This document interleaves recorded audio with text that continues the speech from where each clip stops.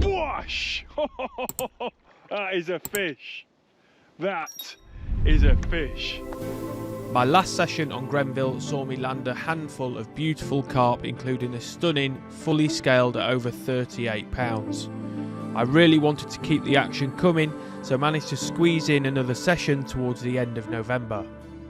On my return, the weather had really started to cool down. The days were edging closer to the low single digits.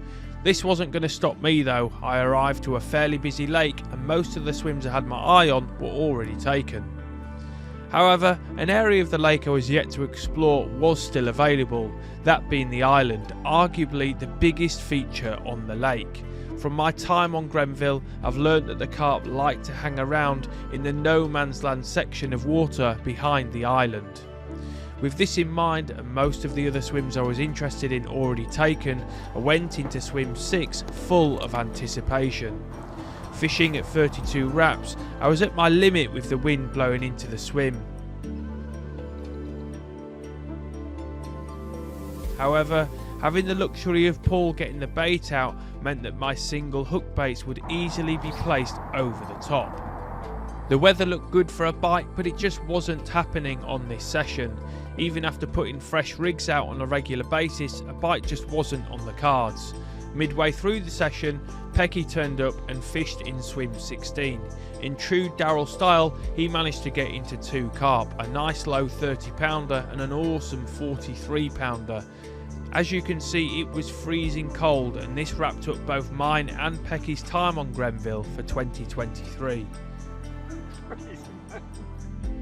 I was hoping to make more trips over winter, but work didn't allow it. That's not a bad thing though, as it meant I was busy. Fast forward to the end of March, my van was packed and I was excited to see the lake for the first time in months. So another session, back, driving down the road to Grenville. It's been 3 months since I was last here. The leaves are starting to turn green. I know there's carp being caught, although it's gone, we're on a little bit of a dip in terms of the catches. However, things can turn. So the reports are there's only 2 or 3 other guys on at the moment. So we're gonna park up, have a little look around and hope we see a sign of something. I'm not in any rush to set up. Gonna have a good look around and see if we can see anything.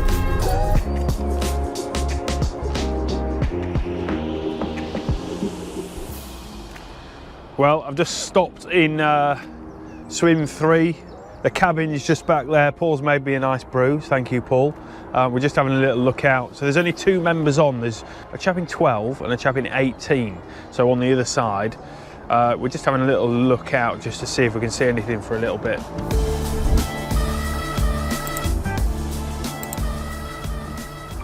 Right, I've left Paul, put my raincoat on, going for a little walk. This is one of the swims that I fished recently.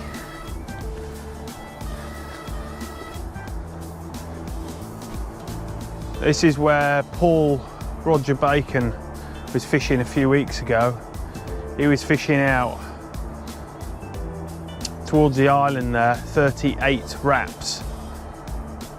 And he had a lot of very nice fish. And it looks very nice in here. However, only 1 fish got caught out of here, I think, after he left. There's yeah, someone over in 12, so we'll have a little walk around in a minute. The old flowers. Spring was well on the way here at Grenville and I had a good walk around the lake, looking at all the likely and unlikely areas. But it wasn't until I got back round to swim 8 when I saw a carp show behind the island. You can probably just still see the ripple. It wasn't a big fish, but that was the first sign I've seen a fish. And that is behind. It's still quite a way off where I want to be. However, that was a fish. I decided to phone a friend. Lucky for me, that means I have Pecky on speed dial. I explained the conditions and where the other anglers were fishing, and based on what was going on and what I'd seen, Peg 8 seemed like one of the best options.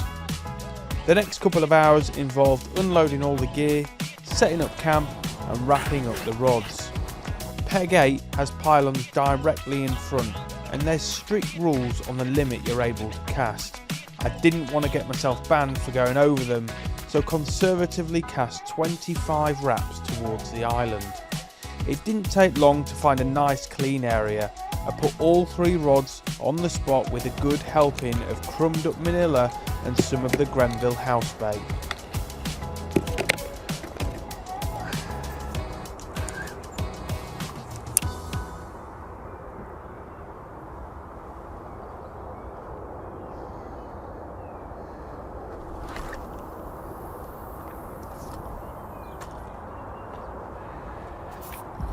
Rig-wise, I stuck to what I know best and put 3 multi-combi rigs over the top.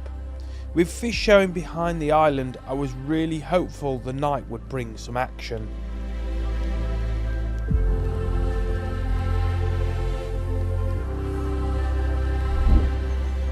Well, as you can see behind me, it is looking nice and bright. We're on to the morning of the second day.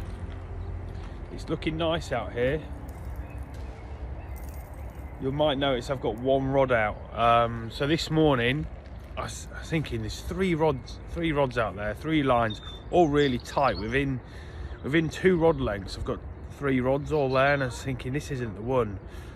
I'd much rather just have 1 rod out there, and it's much less disruptive, and it just feels nicer. Now with this sun, the clouds starting to break up a little bit. It's not going to stay like this forever. However, over the last probably hour, I've started to get liners, and I know from having liners in here, that's always a good sign. So in terms of other people fishing, there's a guy still in 6, he's fishing long. I don't think he's had any. And then 2 guys have turned up in 12 and 14, which is fairly predictable because of the makeup of the bottom there. You've got basically a bit of a gully and bars either side, so it makes sense that they've gone in there. I'm hoping if they are there and they start bashing them out, it might push them. One thing I know is this island, there is always fish around it. Yes, they might be on the other side, but with it being getting into spring, or pretty much spring, I'm hoping that they're just going to edge round a little bit.